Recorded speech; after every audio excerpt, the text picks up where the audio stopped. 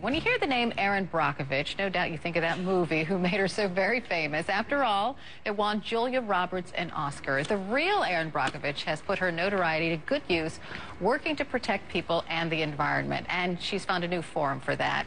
Fiction. She's a best-selling author. Her new book is a thriller titled Hot Water. And Erin Brockovich joins us to talk about that and some of the most important environmental issues we face today. So welcome. Well, thank you. And congratulations on your second book. Thank you. So where do you get the time?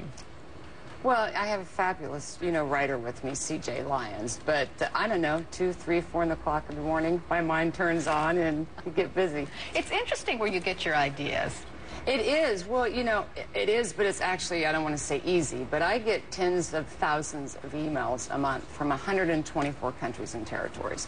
And I can see issues that are going on out there because people are bringing them to me. I'm like a depository of this information. And so it doesn't take a lot for my imagination to go, to a place where I felt I needed to write a book, and how could I get information out? So I see the stories all day long. And then the main character in this book is AJ. You love her. I adore her. I wish I could be her. She gets away with things. You almost are her, though. She gets away with things that you and I can't do. So I really do enjoy that about her. It's fun. So this is sort of like, how would you describe this book? Like she's sort of like exactly like you. She is. The book is a cause novel, and the reason I did fiction is because the news and everything can be so daunting, and then we just kind of turn off a deaf ear. And we'll look at people in our real lives, but we think, I can't be that person. But AJ is this fiction, and you read about her and her stories that are based on real things that are happening.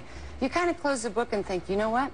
I could do this too. And that is what I'm really hopeful for, that people will enjoy AJ and aspire to be her. And also care about things like environmental issues, those are right? huge issues. Yeah, they absolutely issues. are. And I think that there's this disconnect still that we don't understand in the environment. Everything that we do, you even look at these major companies that make our economy run, it comes from the environment. The environment sustains everything we are, from business to economy to our health. And so for me, it's a very big issue. Well, let's talk about environmental issues as it applies to the presidential election. Some of the Republican candidates, for example, don't believe in global warming. When you hear them say things like that, what goes through your mind? Well, everybody has an opinion. This is a problem with politics, isn't it? Everybody has an opinion, then we just get stuck and we end up doing nothing. But I think that you just kind of have to observe that there are changes happening around you and respect them and begin to take some preventative measures, or otherwise we're going to have some issues. We have groundwater issues coming and water contamination issues that are coming, and you can't just make a broad blanket statement. I think that, again, you need to make observations, work with the science. So global warming real?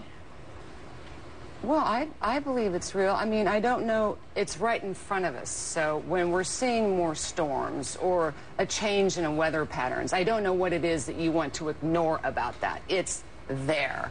And so we need to address it and deal with it. And I think, again, prevention is something that's very, very important.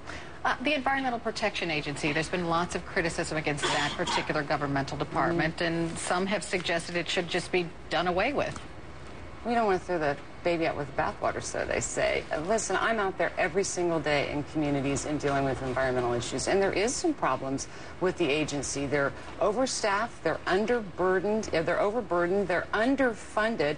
A lot of times their hands are tied, and I think that there definitely needs to be some changes, but you just can't throw regulation away, period, because somebody, I again do this every day, I see how we are not handling waste properly. We cannot just keep dumping it into rivers and the water, which is what we're doing. So there needs to be some regulation, but I think that something is going to have to change because you know what?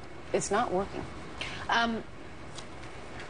Your very first case, the one that made you famous, right? That was portrayed in the movie. That's not even resolved yet, right? No, it's not. They never cleaned up the contamination. And here it is, oh my gosh, 20 years, I don't even want to say that, since I was first out there, 10, 11 years since the film came out, and I get a phone call from the same woman, Roberta Walker.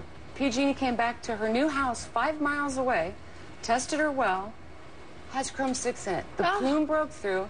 They never cleaned it up. Now we're dealing with hundreds of more homes and thousands of more people. And see, this is where the problem is. Somewhere the state dropped the ball. An agency is supposed to have oversight. So where's our follow-through? It's not going to do us any good to have all these rules and regulations if we're not going to follow through with them. And it's very, very frustrating, and I see this happening over and over again. I've been tracking and trending all the information that's coming to me, just in the United States alone, of people who are reporting illness and disease clusters in and around known contaminated sites. I have over 1,600 sites on my map alone today. Wow. So it's an issue, and it's one that we're going to have to deal with. But yeah, unfortunately, we're back out in Hinckley. I hate to say that, I'm back. Yeah, but at least you're still in there fighting for them, and I'm sure they appreciate it. Erin Brockovich, thank you so much. The new book is Hot Water, and it's a good one. I'm always in hot water. Yes, you are, and we like that about you. Thank you so much. It was wonderful meeting you.